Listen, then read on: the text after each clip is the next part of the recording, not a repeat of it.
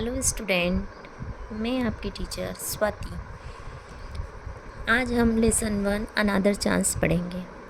Lesson 1 another chance means एक और अवसर या एक और मौका। इसमें हम पहला what should we do to correct our mistakes, मतलब हमें अपनी गलतियों को कैसे सुधारना चाहिए।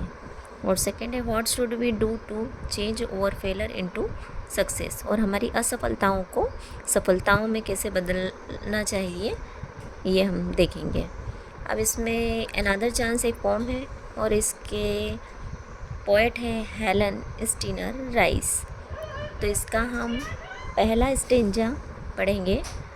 How often we wish for another chance, हम अक्सर कितनी बार एक अन्य मौके की इच्छा करते हैं। To make a fresh beginning, एक नई शुरुआत करने के लिए। A chance to blot out our mistake, एक अवसर अपनी गलतियों को मिटाने के लिए या सुधारने के लिए। And change failure into winning, और हार को जीत में बदलने के लिए। सेकेंड स्टेंजा है it does not take a new day, एक नए दिन की आवश्यकता नहीं पड़ती। To make a brand new start, एक नई शुरुआत करने के लिए। It only takes a deep desire, मतलब एक गहरी तीव्र इच्छा की आवश्यकता होती है। To try with all our heart, अपने पूरे मन से प्रयास करने के लिए। इसका थर्ड स्टेंजा है to live a little better, और अच्छा जीवन जीने के लिए। And to be always forgiving, और सदैव क्षमा करने के लिए। And to add a little sunshine, और थोड़ी सूर्य की किरणें अर्थात रोशनी जोड़ने के लिए। To the world in which we are living, इस दुनिया में जिसमें हम रहते हैं। So never give up in a despair, तो इसलिए कभी भी पूर्ण निराश में हार मत मानो। And think you are through, और सोचो कि तुम आगे बढ़ते चले जाओ, तैयार होते जाओ। For their always a tomorrow, क्योंकि एक नया दिन आएगा हमेशा। And the hope of starting a new, और ऐसा सोचो कि हर एक आशा के साथ एक नया दिन स्टार्ट होगा। तो ये लेसन हमारा कंप्लीट हुआ। लेसन कंप्लीट करने के बाद में हम इसकी एक्सरसाइज देखते हैं। इसमें फर्स्ट है लिसन एंड रिपीट। ये राइमिक वर्ड्स हैं, इसको इस तरह से पढ़ा जाएगा। Beginning, winning, forgiving, start, heart, part, better, letter, fatter, deep, keep, beep. अब वर्ड पावर में हम देखेंगे A, read the poems and write the antonyms of the following words. यहाँ पर हमको एग्जाम्पल दिया है गुड का बैड, जिस तरह से उसी तरह से सक्सेस का एंटोनिम्स हो गया फेलर। अब फेलर यहाँ पर हम लिख देंगे फेलर, सक्सेस का क्या हो जाएगा फेलर। ठीक है। स्टेल मीन्स क्या होता है, स्टेल मीन्स होता है बासी, उसी तरह से इसका एंटोनिम्स आएगा फ्रेश, हम यहाँ पर फ्रेश लिख देंगे। थर्ड है इसका एंटोनिम्स बनाना है हमें होप, होप मीन्स आशा, उसी तरह से डिस्पेयर मीन्स निराशा, तो हम यहाँ लिख देंगे डिस्पेयर। फिर यहाँ पर इंड लिखा है, इंड का एंटोनिम्स होता है स्टार्ट, स्टार्ट करना मीन्स प्रारंभ करना, एंड मीन्स समाप्त करना। उसी तरह से अब लास्ट है हमारा, लास्ट में हम देखते हैं सैलो। सैलो का एंटोनिम्स होगा डीप, सैलो का एंटोनिम्स होगा डीप। अब हम यहाँ पर क्या करेंगे, इसे लिख देंगे। ये हमारा एंटोनिम्स कंप्लीट हुआ। अब हम नेक्स्ट देखेंगे बी वाला, fill in the blanks with appropriate vowels. यहाँ पर हमें वॉवेल्स लिखना है जो कि हमारे वॉवेल्स हैं। जैसे यहाँ पर ये वर्ड जो लिखा हुआ है, ये लिखा है ऑफन, OFTE, तो यहाँ पर कौन सा वॉवेल आएगा? ई। और उसी तरह से यहाँ पर BLO, यहाँ पर O वॉवेल आएगा, ब्लॉट। अब यहाँ पर ये जो स्पेलिंग दिख रही है, यहाँ पर कौन सा वॉवेल आएगा? WISH, wish. उसी तरह से यहाँ पर फॉरगिव, तो यहाँ पर भी कौन सा वॉवेल आएगा? I, FORGIVE, forgive. अब ये लिखा हुआ है मिस्टेक, मतलब यहाँ पर MI, यहाँ कौन सा वॉवेल आएगा? I वॉवेल आएगा। तो ये हमारे वर्ड्स कंप्लीट हुए। ये फिल इन द ब्लैंक्स थे। अब C वाला है find words the rhymes with the following.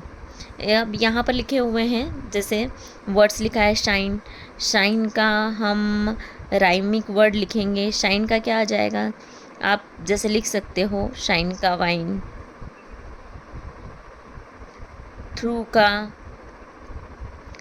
का ट्रू भी कर सकते हैं, ट्रू कर सकते हैं। स्टार्ट का हार्ट कर सकते हैं। बिगिनिंग का विनिंग कर सकते हैं। अभी हमने ऊपर देखा था राइमिक वर्ड्स में। अब क्वेश्चन आंसर मैं शॉर्ट्स में आपको दे दूंगी, उसमें से आपको कर लेना है। अब मैच द फॉलोइंग, अब इसमें हमको मिलान करना है। जैसे यहाँ पर दिया है a chance to blot out, तो क्या आएगा यहाँ पर? Chance to blot out our mistake, मतलब इसका ये फर्स्ट वाला है, हम इस पे नंबरिंग कर लेंगे 1 2 एंड 3 और ये 4। ये फर्स्ट वाला है a chance to blot, means यहाँ पर क्या आ जाएगा? इससे हम क्या मिलान करेंगे? फर्स्ट वाले का आएगा a chance to blot our mistake, मतलब ये फर्स्ट वाले का हो गया। अब ये सेकंड वाला है इट ओनली टेक्स, इसका सेकंड वाले का क्या आएगा? अ डीप डिज़ायर, ये सेकंड वाले का हो गया हमारा। और टू ऐड अ लिटिल क्या आएगा? सनशाइन, तो सनशाइन कहाँ पर है? ये है, तो ये तीसरे वाले का मैच हो गया। अब फोर्थ वाला है सो नेवर गिव अप, इसका फोर्थ का मैच क्या आएगा? सो never give up in a despair, तो इसका फोर्थ वाले का क्या आ जाएगा? इन अ डिस्पेयर। ये हमारा मैच द कॉलम्स या मैच द फॉलोइंग कंप्लीट हुआ। नेक्स्ट देखते हैं हम, ये लेट्स रीड, ठीक है। रीड द पैसेज केयरफुली, इस पैसेज को हमको केयरफुली पढ़ना है और देखना है कि इसमें क्या स्टोरी दी गई है। इस पैसेज को हम पढ़ेंगे और उसके आंसर करेंगे, ठीक है। अब यहाँ पर दिया हुआ है two crows challenged each other to see which of them could fly higher while carrying sack of the same size। अब इसे पढ़ के समझेंगे। Two crows challenged each other, मतलब दो कौवे जो थे वो एक दूसरे को चैलेंज करते हैं। To see which of them could fly higher, और वो बोलते हैं कि देखते हैं कि कौन सबसे ज़्यादा ऊंचा उड़ता है। while, जब carrying sake of the same size, मतलब हमारे सेम साइज़ की जब हम बोरियां उठाएंगे तो सबसे ऊंचा कौन उड़ सकता है। तो the first crow filled his shake with cotton, जो पहला कौवा रहता है वो अपनी बोरी को किससे भरता है? कॉटन से भर लेता है। And laughed at the other crow who had filled with his salt, और जो दूसरा कौवा रहता है वो अपना जो बोरी रहती है वो किससे भरता है? साल्ट से। विच वॉज मच हैवियर, और वो बहुत ही भारी होती है ना। तो फिर क्या होता है? However when it began to rain, अचानक क्या होती है? बारिश हो जाती है। As the second crow had expected, मतलब जो सेकेंड क्रो रहता है उसको पता होता है, वो थोड़ा सोच के चलता है कि the salt began to dissolve, अगर बारिश होगी तो ये नमक जो है वो घुल जाएगा। The cotton absorb the rain water and become so heavy, and जो कॉटन की बोरी है वो अगर पानी आने पर वो गीली हो जाएगी और वो हैवी हो जाएगी, भारी हो जाएगी। That the first crow did not even have the strength to get off the ground and he had admit defeat. और वो क्या है कि जो फर्स्ट क्रो है उसका जो कॉटन की बोरी है वो भारी हो जाएगी और वो हार जाएगा, तो वो अपनी हार को मान लेता है भारी होने के कारण। इसमें हमको क्या करना था कि ये पैसेज को पढ़ना है और उसके आंसर देना है। तो इसमें now answer the following question, इसमें फर्स्ट क्वेश्चन है व्हाट वाज द चैलेंज, मतलब चैलेंज क्या था इसका फर्स्ट क्वेश्चन का। इसमें फर्स्ट क्वेश्चन का आंसर यहाँ से आएगा।